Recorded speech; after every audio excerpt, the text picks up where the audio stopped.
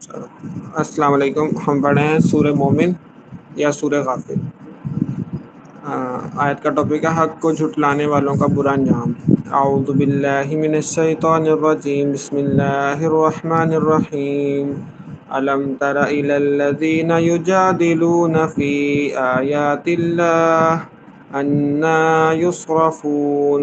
کیا تم نے ان لوگوں کو دیکھا جو اللہ کی آیتوں میں جھگڑے نکالتے ہیں؟ کوئی کہاں سے ان کا رخ پھیر دیتا ہے. حق کو جتانے والوں کو برا انجام. الذين كذبوا بالكتاب وبما أرسلنا به رسلنا فسوف يعلمون.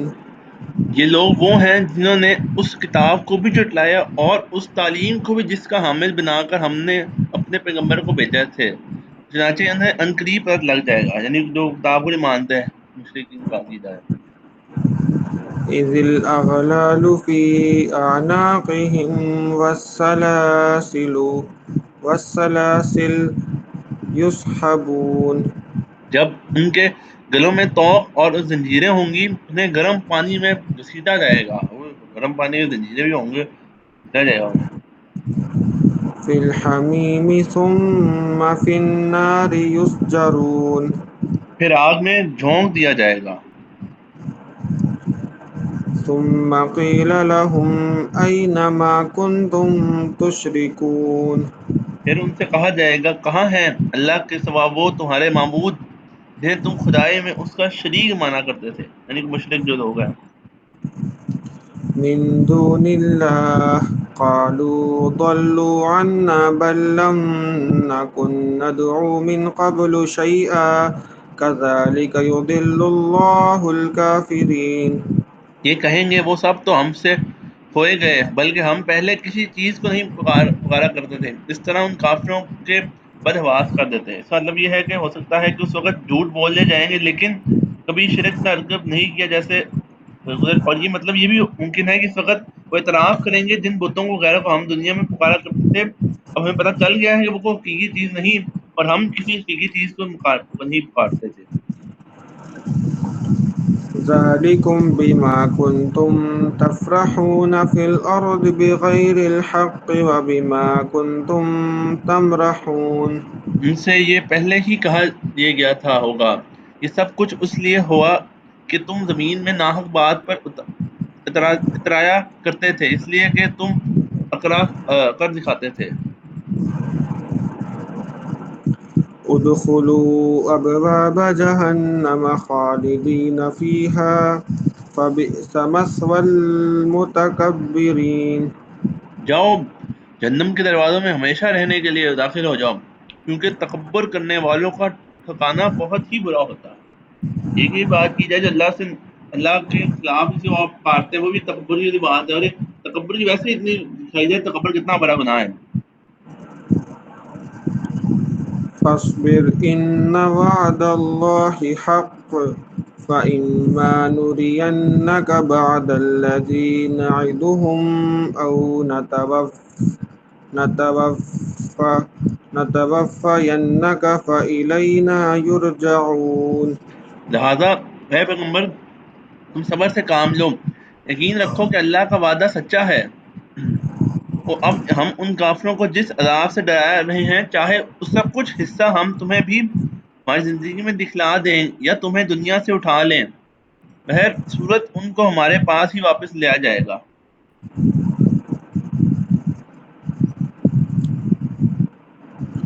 وَلَقَدْ أَرْسَلْنَا رُسُلًا مِّن قَبْلِكَ مِنْهُم مَّن قَصَصْنَا عَلَيْكَ وَمِنْهُم مَّن لَّمْ نَقْصُصْ عَلَيْكَ وَمَا كَانَ لِرَسُولٍ أَن يَأْتِيَ بِآيَةٍ إِلَّا بِإِذْنِ اللَّهِ فَإِذَا جَاءَ أَمْرُ اللَّهِ قُضِيَ بِالْحَقِّ وَخَسِرَ هُنَالِكَ الْمُبْطِلُونَ. حقیقت یہ ہے کہ ہم نے تم سے پہلے بھی بہت سے پیغمبر بھیجے ہیں. ان میں سے کچھ وہ ہیں جن کے واقعات ہم نے تمہیں بتا دیے ہیں، کچھ وہ ہیں جن کے واقعات ہم نے تمہیں نہیں بتائے. تو کسی پیغمبر کو اختیار نہیں ہے کہ وہ اللہ کی اجازت کے بغیر کوئی معجزہ لے آئے، پھر جب اللہ حکم آئے گا تو سچائی کا فیصلہ ہو جائے گا، اور جو لوگ باطل کی پیروی کر رہے ہیں وہ اس موقع پر سخت نقصان اٹھائیں گے۔ کفار مکہ حضرت صلی اللہ علیہ وسلم سے بار بار نت نئے معجزوں کو دکھانے کی فرمائش کرتے تھے، اصرار کرتے تھے کہ وہ وہی معجزے ہوں جو کہتے ہیں، مقصد سوائے وقت گزارنے کچھ نہیں، کیونکہ آپ کے کئی معجزات دیکھنے کے باوجود مان لانے پر تیار نہیں تھے، اس لیے ہم ان کو دینے کے لیے یہ جواب دیا جا رہا ہے کہ معجزہ دکھانا کسی پیغمبر کا اپنا اختیار نہیں، اسے اللہ تعالی حکم سے ہی دکھایا جا سکتا ہے، اس لیے آپ ان سے صاف صاف کہہ دیں کہ آپ تمہاری جس نئی فرمائشوں کو پورا نہیں کیا جائے گا۔ الله الذي جعل لكم الأنعام لتركبوا منها ومنها تأكلون. اور اللہ وہ ہے جس نے تمہارے لیے مویشی پیدا کیے تاکہ ان میں سے کچھ پر تم سواری کرو، انہی میں سے وہ بھی ہیں جو تم کھاتے ہو۔ ولكم فيها منافع ولتبلغوا عليها حاجة في صدوركم وعليها وعلى الفلك تحملون. اور تمہارے لیے ان میں سے بہت فائدے ہیں، اور ان کا مقصد یہ بھی ہے کہ تمہارے دلوں میں کہیں جانے کی کوئی حاجت ہو اس تک پہنچ سکو، اور تمہیں ان جانوروں پر اور کشتیوں پر اٹھا لے جائے جاتا ہے۔ وَيُرِيكُمْ آيَاتِهِ فَأَيَّ آيَاتِ اللَّهِ تُنْكِرُونَ. اور اللہ تمہیں اپنی نشانیاں دکھا رہا ہے، پھر تم اللہ کی کن کن نشانیوں کا انکار کرو گے؟ یعنی کہ اللہ نے ہمیں زمین میں ساری اپنی نشانیاں دکھائی، تم کن کن نشانیوں کا انکار کرو گے؟ أَفَلَمْ يَسِيرُوا فِي الْأَرْضِ فَيَنْظُرُوا كَيْفَ كَانَ عَاقِبَةُ الَّذِينَ مِنْ قَبْلِهِمْ كَانُوا أَكْثَرَ مِنْهُمْ وَأَشَدَّ قُوَّةً وَآثَارًا فِي الْأَرْضِ فَمَا أَغْنَى عَنْهُمْ مَا كَانُوا يَكْسِبُونَ. بھلا کیا انہوں نے زمین میں چل پھر کر نہیں دیکھا کہ ان میں سے پہلے جو لوگ تھے ان کا انجام کیسا ہوا؟ وہ ان سے تعداد میں زیادہ تھے، طاقت میں بھی اور بڑے تھے، ان یادگاروں میں سے بھی جو زمین میں چھوڑ گئے ہیں، پھر بھی وہ کماتے تھے، وہ ان کے کچھ کام نہیں آیا۔ فَلَمَّا جَاءَتْهُمْ رُسُلُهُم بِالْبَيِّنَاتِ فَرِحُوا بِمَا عِندَهُم مِّنَ الْعِلْمِ وَحَاقَ بِهِم مَّا كَانُوا بِهِ يَسْتَهْزِئُونَ.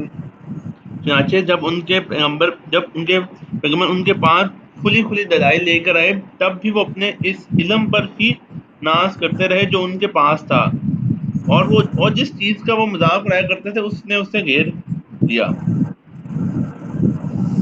فَلَمَّا رَأَوْا بَأْسَنَا قَالُوا آمَنَّا بِاللَّهِ وَحْدَهُ وَكَفَرْنَا بِمَا كُنَّا بِهِ مُشْرِكِينَ.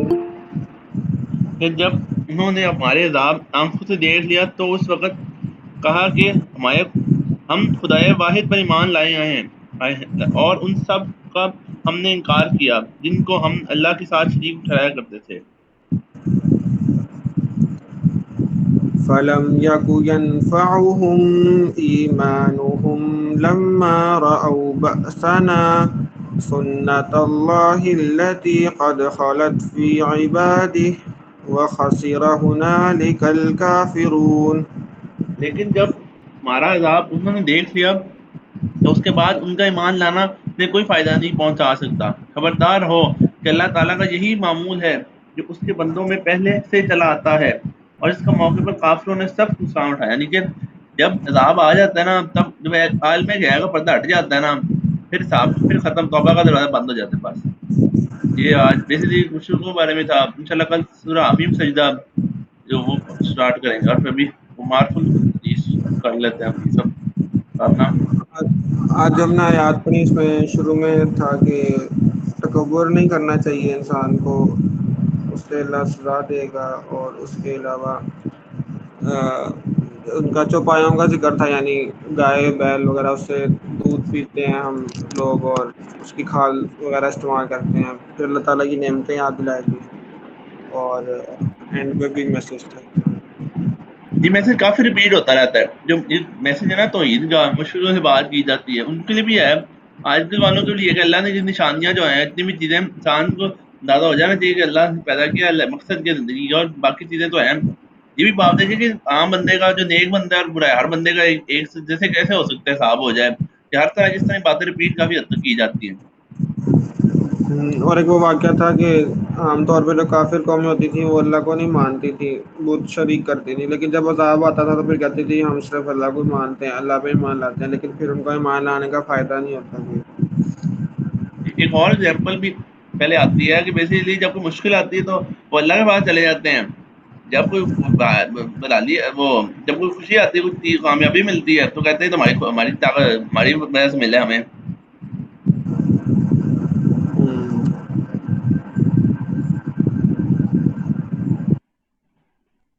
معرفت حدیث شروع کرتے ہیں. کتاب المان صرف وہی عمل قابل قبول ہے جو اللہ کے لیے ہو. حضرت عمر بن الخطاب اس طرح سے روایت ہے، بیان کرتے ہیں کہ میں نے رسول اکرم صلی اللہ علیہ وسلم فرماتے سنا، سب انسانی مال کا دار و مدار بس نیتوں پر ہے، ہر آدمی کو اس کی نیت ہی کے مطابق پھل ملتا ہے. تو جس شخص نے اللہ اور اس کے رسول طرف ہجرت کی اور خدائے رسول کی رضا جوئی کے اطاعت سوا کسی کی ہجرت کا اور کوئی باعث نہ تھا، اس کی ہجرت طریقت اللہ اور رسول کی طرف ہوئی، بے شک وہ اللہ رسول کا سچا مہاجر ہے، اور اس کی عزت والی اللہ رسول کا مقرر اجر ملے گا. اور جو کسی دنیاوی غرض کے لیے عورت کسی نکاح یا مہاجر بنا تو اس کی ہجرت اللہ تعالیٰ کے رسول کی نہیں ہوگی، بلکہ فی اللہ دوسری غرضیت نے اس نے ہجرت سے اختیار کیا، اندھا اللہ بس اسی کی طرف اس کی ہجرت مانی جائے گی. اسی لیے بات ہی جا رہی ہے اس ہجرت کا ایگزامپل ہے کہ نیت اگر اللہ کی ہے تو ثواب ملنا ہے. جیسے قربانی جیسے ہوتی ہے، قربانی جانوروں کی قربانی کی بات کی جا رہی ہے، نہ جانوروں کی. قربانی لوگ کرتے ہیں جس کی نیت اللہ کی رضا کے لیے ہو، قربانی اس کو ثواب ہے، اس نیت کا حساب ملنا ہے، ثواب نہیں کرے گا اس کو اور ثواب ہے. یہ پورے حدیث کا ترجمہ جو اوپر کیا گیا وہ خود مطلب قید نفس سے مفہوم کی بیان کی اس کی بات کسی مزید تشریح کی حاجت نہیں، لیکن اس کی خصوصی اہمیت کا تقاضا یہ ہے کہ اس کا مطلب فوائد پر کچھ اور بھی لکھا جائے. منشا امت پر اس حقیقت کو واضح کرنا ہے کہ تمام مال کا صالح و فساد مقبولیت اور مردویت کا مدارنیت پر ہے. یعنی عمل صالح وہی ہوگا جس اللہ کی نیت یہاں ہی قدرت و قیمت ہوگی. جو صالح نیت سے ہو کیا گیا وہ عمل صالح کسی بری غرض اور فاسد نیت سے کیا گیا وہ صالح قبول نہیں ہوگا، بلکہ نیت اس کے مطابق فاسد اور مردود ہوگا، اگرچہ ظاہر نظر میں صالح ہی معلوم ہو. حاصل یہ ہے کہ اللہ تعالیٰ عمل کے ساتھ نیت کا اور ظاہر ہے کے ساتھ باطن کا بھی دیکھنے والا ہے. اس کے یہاں ہر عمل کی قدر قیمت عمل کرنے والے کی نیت کے ساتھ، یعنی کہ عمل ہے نا وہ ایک نمبر ہے اور نیت اس کا ملٹی پلائنگ فیکٹر ہے. نیت ٹھیک ہے تو اس کا ملٹی پلائنگ فیکٹر بڑھتا جائے گا. نیت کی بات ہے. ایک غلط فہمی کسی کو اس غلط فہمی میں نہ ہو کہ جب دار و مدار نیت پر ہے تو وہ اگر برے کام بھی کسی اچھی نیت سے کیے جائیں وہ مان چالے ہو جائیں گے اور ان پر بھی ثواب ملے. مثلا اگر کوئی شخص اس نیت سے چوری کرے، ڈاکہ زنی کرے کہ وہ جو مال سے حاصل کیا ہوگا اس سے غریبوں مسکینوں کی مدد کرے گا، وہ بھی ثواب مستحق ہوگا. اصل بات یہ ہے کہ جو کام فی نفسی برے ہی ہیں جن سے اللہ کا رسول نے منع کیا کہ ان میں سے حسن نیت کا سوال ہی پیدا نہیں ہوتا، وہ تو بہرحال کبھی اور موجب غضب الہی ہے، بلکہ ان کے ساتھ اچھی نیت کرنا، ان کا سوال امید رکھنا شاید ان کی مزید قباحت اور ان کی سزا میں جاتی کا باعث ہے کہ اللہ کے دین کے ساتھ ایک قسم کا طلاب یعنی کھیل ہو رہا ہے. بلکہ حدیث کا منشا اعمال صالحہ کے مطابق یہ اطلاع ہے کہ وہ بھی اگر کسی بری نیت سے کیے جائیں تو پھر اعمال صالح نہیں رہیں گے، بلکہ بری نیت کی وجہ سے ان کا انجام برا ہوگا. مثلا جو شخص نماز نہایت خشوع اور خضوع کے ساتھ پڑھے، اس کا ہم اللہ تعالیٰ کا درجہ عامل حاصل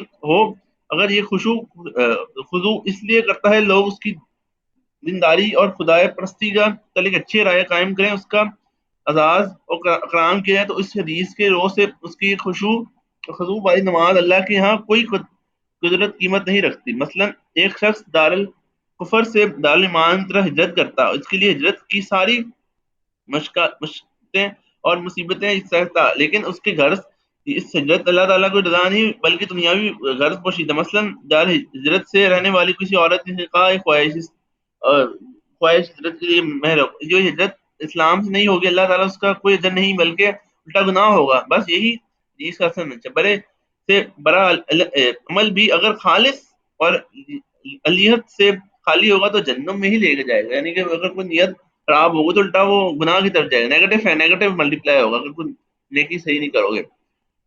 ایک حدیث میں ہوا ہے کہ قیامت کے دن سب سے پہلے 3 شخصوں کو تلی عدالت ہم سے جہنم کا فیصلہ سنایا جائے گا. سب سے پہلے ایسے شخص کی پیشانی ہوگی جو جہاد میں شہید ہوگا. وہ جب حاضر عدالت میں ہوگا تو اللہ تعالیٰ پہلے اس کو اپنی نعمتیں دائیں گے اور یاد لائیں گے کہ اس کو یاد آ جائے گا. پھر اس سے فرمایا جائے گا تو نے ان نعمتوں کا کیا حق ادا کیا. وہ غرض کرے گا خدائے میں نے تیری راہ میں جہاد کیا اور تیری رضامندی میں جانوں رزق تک قربان کر دی. حق اللہ تعالیٰ کا جھوٹ بولتا تو نے صرف اس لیے جہاد کیا کہ تو بہادر مشہور ہو جائے، دنیا میں تیری بہادر کا چرچا ہو. پھر اللہ کے حکم سے اس کے اوندے منہ جہنم میں ڈال دیا جائے گا.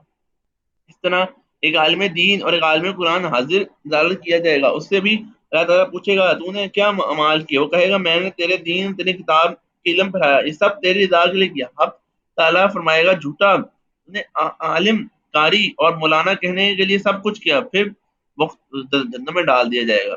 پھر اس کے بعد ایک شخص پیش ہوگا جس کو اللہ تعالیٰ بہت کچھ مال اور دولت جس کو اللہ تعالیٰ بہت مال و دولت دیا. اس نے سوال کیا تو نے کیا کیا. وہ غرض کرے گا میں خدائے خیر خیر کوئی شعبہ ایسا نہیں جو جس میں تیری رضا جوئی کے لیے اپنا مال کہاں خرچ کروں. اللہ فرمائے گا تو جھوٹا ہے، تو نے صرف اپنے مال خرچ کیا اس کی دنیا توج کی سخی کہنے کے لیے. تیری سخاوت کا خوب چرچا ہو، پھر اس کو بھی اوندے منہ جہنم میں ڈال دیا جائے گا. اللہ نہ رکھے نیتوں کے فساد بالخصوص ریا نفاذ سے. الرز مجید میں سے غیر ایک مثال ہے. غیر پاک کی ذلی 2 آیتیں صدقات اور خیرات کرنے والی 2 قسموں کے آدمی کا ذکر کیا گیا ہے. وہ لوگ جو اس دنیا کے دکھاوے اور اپنے مال صارف خیر میں صرف اس لیے کرتے ہیں، اور دوسرے وہ محض اللہ کی رضا جوئی نیت سے غریبوں مسکینوں حاجت مندوں کی مدد کرتے ہیں. دونوں کو گھروں کے ظاہری اعمال میں قطعی رنگی اور ظاہر ہے کہ آنکھوں ان کی دماغ کسی کا فرق نہیں. لیکن قرآن کریم پاک اطلاع ہے چونکہ ان کی نیتیں مختلف ہیں اس لیے دونوں کا عمل کے نتیجے مختلف ہوں گے. اس شخص کی طرح جو مواد دکھاوے کے لیے خرچ کرتا ہے، کی بات کی جا رہی خرچ کرتا ہے اس کو نقصان دو. ان لوگوں کے مثال جو بحث اللہ کی رضا کے لیے جو اپنے نفسوں کو سار اور فاق راہ خدا میں قربانی کا خود بنانے کے لیے اپنے مال اللہ کی راہ میں خرچ کرتے ہیں.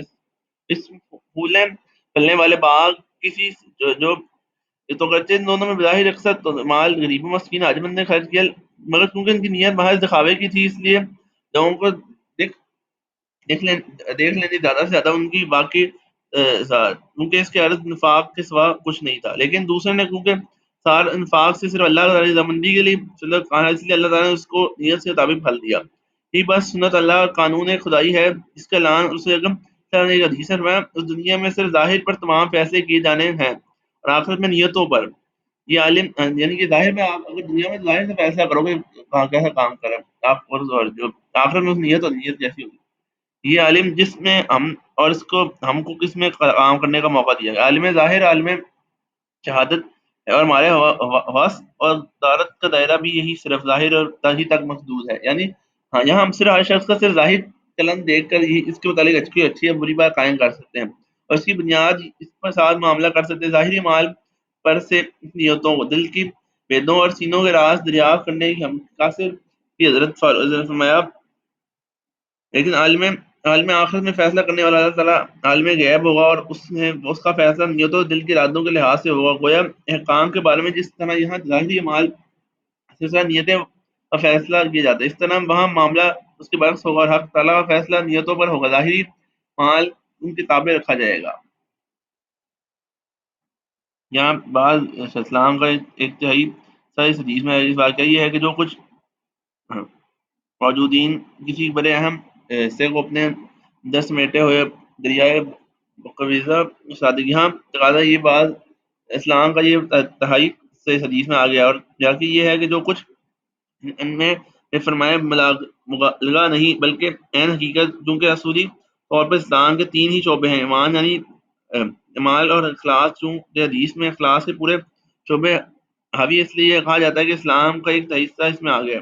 اور پھر اخلاص وہ چیز ہے جس کی ضرورت ہر کام میں ہر قدم پر ہے. خاص کر جب بندہ کوئی اچھا سلسلہ شروع کرے خواہ وہ عملی ہو یا ملی وہ اس کا حاجت مند ہوتا ہے۔ رسول اکرم صلی اللہ علیہ وسلم کی ارشاد ہے کہ سامنے یہ بات قابل نے اپنی مؤلفات کو اس حدیث سے شروع کرنا بہتر سمجھا۔ چنانچہ جب امام بخاری نے جامع حدیث صحیح کو ان کے بعد امام بخاری نے اس حدیث سے اپنی کتاب کا آغاز کر کے اگر میں کوئی کتاب لکھوں تو اس کے بعد اس حدیث پاک سے کتاب کا آغاز ہے۔ اللہ تعالیٰ بخیر تمام بھی قبول ہے۔ اس کے بعد ایک خاص تجوید وہ حدیثیں درج ہوں گی جو ان میں رسول اکرم صلی اللہ علیہ وسلم ایمان اور اسلام کا کان شعبے کا ان کے شرائط بیان کی گئے ہیں۔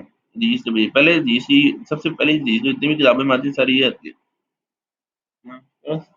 یہ نہیں کرتے تھے آپ اب صورت